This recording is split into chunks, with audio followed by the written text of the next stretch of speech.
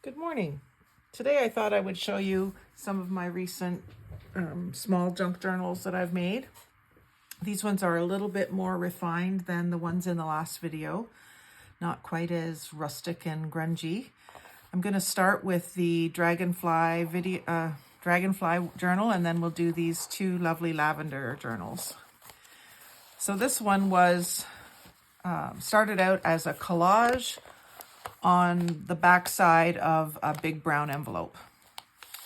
So this is the size of the envelope here. And so it's just a collage of all different kinds of papers, a lace doily, an actual cotton doily glued on there, some stenciling with pink ink, and then just a bunch of little cutouts, or actually rip outs. I ripped and tore the edges and then used some, this was before I had inks, I think. So this was some other product that I was trying to use on the edges. I don't even remember what it was. And some tickets, and this cardboard die-cut dragonfly. And then fabric from, chenille fabric from some upholstery fabric samples that I have. So that's the cover. And it's a 3-hole pamphlet stitch with just some twine, some brown twine.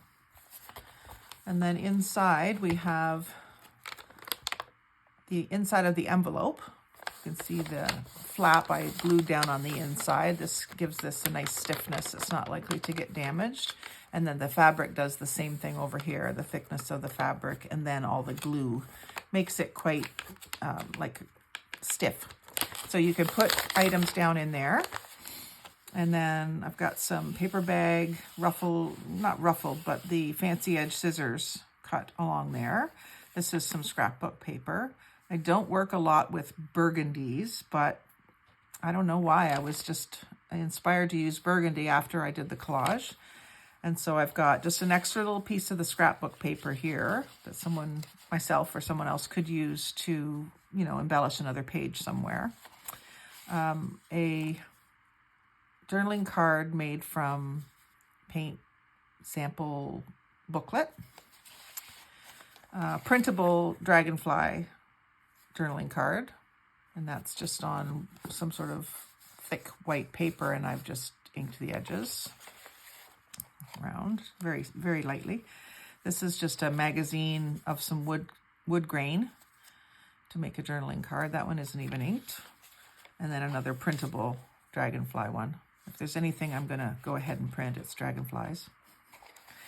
And then I think this needs to go this way, so the book will close. And so just plain pages. I didn't even round the corners, which is unusual for me these days. But this is after I first did my first batch of coffee dyeing. So I've got some coffee dyed paper making up the signature. So just a book you can either embellish or write in or make lists in, use as a journal, a diary, whatever you want to do. And you can see the string in the center, just tied in a knot. Just another strip of that fabric. You can see where it was like a sample glued on. I just kept it in there so that I wouldn't go and use it. And it can be used as a bookmark, or someone could use it to further embellish. If I've got very limited quantities of a supply that I'm using in a book, then I'll usually tuck them in it so that they don't disappear. And that way you've got them if you want to embellish further. And so the pages, again, just plain, and then that last piece of burgundy paper. And then on the back cover, I've got 2 flip out brown envelopes going along with the brown here, and a coffee dyed to cover up whatever was on the envelope. And then I've just tucked some tags in there, some journaling spots in there, some crocus printables, coffee dyed on the back. It's pretty much got the same one over here. A little bit, maybe it's a little different. No, it's the same. Coffee dyed on the back. And Dragonfly over top of book page. That's just a printable. Didn't even round the corners. And I love this kind of ticking stripe design for tea towels or linens. And then over here, we've got some crocuses, some mushrooms, and some allium. That one's got a pink back.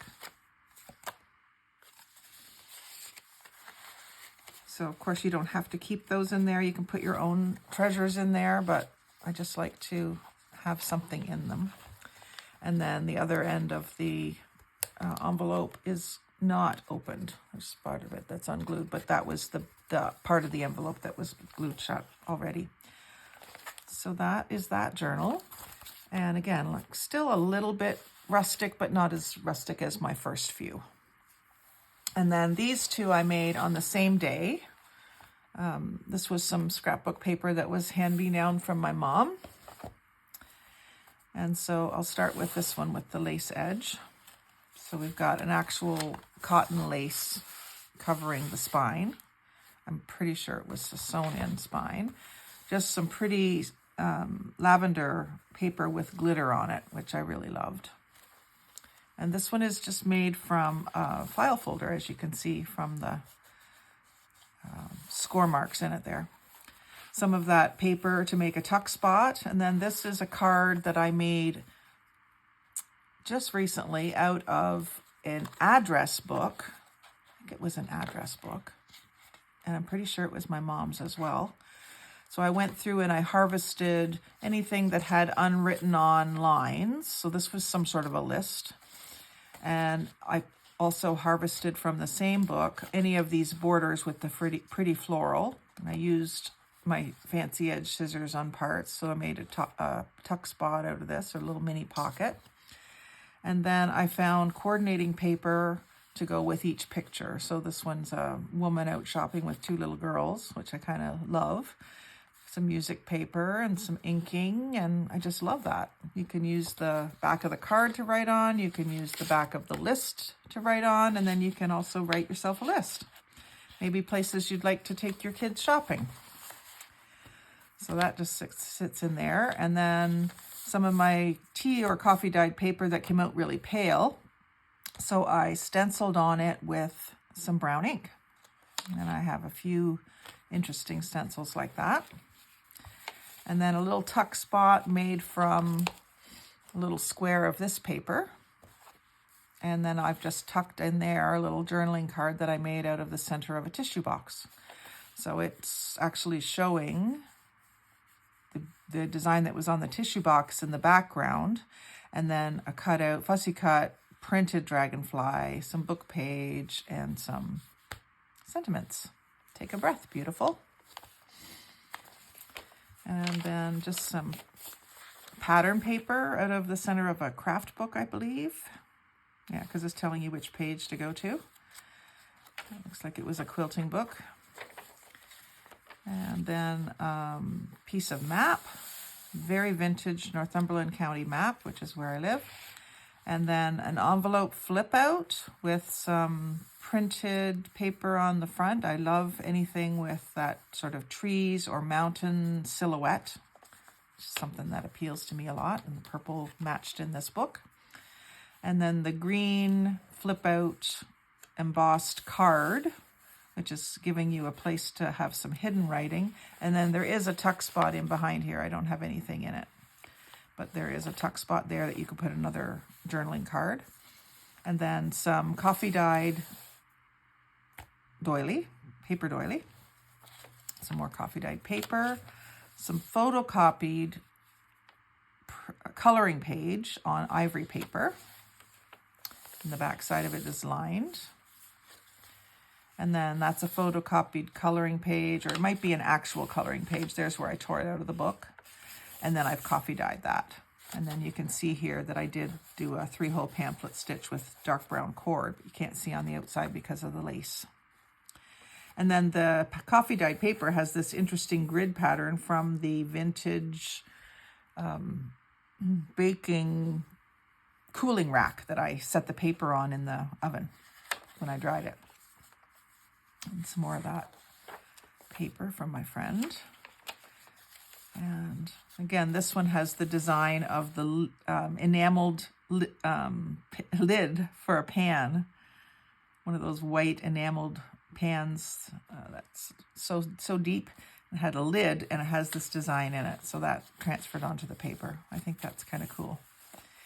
And there's that doily, another one of those flip outs. So I wanted to go with the green and purple theme.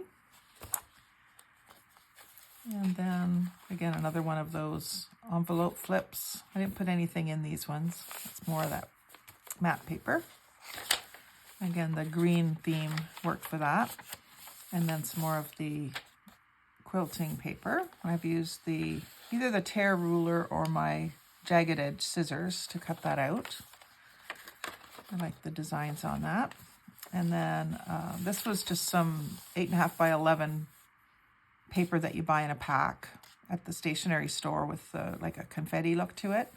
And I have another little tuck spot. This is just a plain cardstock tag that I made one of the first times I was working with tissue paper. So it's quite brittle. It's done with white glue and there's a feather underneath there and glitter. One of my first attempts at making something pretty with the scalloped edges and stuff. Has a different feel to it than what I'm making now. And then another tuck spot using the scrapbook paper. And this is out of another little booklet, either a date book or something like that. Just a really pretty picture with the colors that I like. A silhouette of the tree again. Coffee dyed paper on the back. And just the cardboard showing on the back. Another little pocket and a bookmark that I made with some cardboard backed with pretty thin brown paper and then tissue paper over top of music notes. So the music note paper went down and then the tissue paper on top. And then a little jewellery cord for the tassel. So that's that one. Very pretty, a little more neat and tidy that you could actually use as a journal. And then its sister is coordinating scrapbook paper with the little squares, which as you've seen, I found other ways to use it, the actual little squares. And we have still the cardboard cover showing, didn't bother to cover it with paper. This is out of a magazine. I love architectural elements, and the green was a nice color. This one's just white on the back. Could be coffee dyed. I could put coffee dyed attached to it. More of my stenciled paper. Confetti paper. I like this little tuck. The, very thin card this time. This is, I don't remember what this was from. Some sort of packaging, but it's almost glossy on the back. You'd probably have to use a marker to make a mark on it. But I just liked the collage that I did. This is out of an old Century Home magazine, I think it was. So the William Morris with the lady in the green. I just love that. I'm always looking for pretty ads, and the old Century Home magazines have some interesting ones for a vintage theme. And then we've got the pattern paper, some very dark coffee dyed paper. Didn't get the edge. Some envelope flip outs. So I've just tucked a couple of little tag journaling cards in there so that you can kind of see that that's what that's meant for. A little bit of printable measuring tape. Part of the old Northumberland map with the legend on it and some grid. And another pretty card that's got a bird on it and butterfly. And sometimes I don't think I'm going to be able to use something brown for my color scheme, but those brown envelopes worked. And then this page is the back side of the map with the brown paper, what do you call that? Bag attached to the front of it. So it's got a tuck in behind, which I don't have anything in, and then a tuck, the actual bag, which I have a collaged journaling card with magazine page on it and some other little snippets and a cluster in the corner. That was right inside the bag. And then we've got some music paper, some book page, and then this is pretty thin for a tuck spot, but I might, if I was to do this again, I'd probably make this, back this onto some card, but it's very pretty. And then this is a collaged journal card that I did with some book page, probably magazine page, and then just a few little cutout elements and stickers backed onto ivory paper. And then a doily, coffee dyed. There's a circular pattern on the edge of that coffee dyed paper. And then another tuck spot with a bee journaling card. That's a printable as well, just with a white back. Coloring page, coffee dyed, coloring page. And there you can see the 3-hole pamphlet stitch, which you can see on the spine of this one. Dark brown twine. Another bee journaling card in the tuck spot. Another paper bag collaged on the front. Probably could add a sentiment there. Another bee card. And map with the flips. Department of Defense map. Army survey. And some pattern. And a bookmark that I sewed around. This is a printable, like a botanical print over top of book page. So I would like to do some actual ones of those. And then I did some zigzag straight stitch combination. Not quite as rough on the back. My machine might have been adjusting. I think I did all that sewing one day and I haven't done any since, so I have to go back and practice at that. And then another one of those green door cards with the brick. I need to back those with coffee dyed paper too. And so then on this one you can see clearly on the outside that it is a file folder. And yeah, I could decorate the back more, but I didn't. I wanted to keep these ones simple. I must have either run out of time or energy or creativity that day.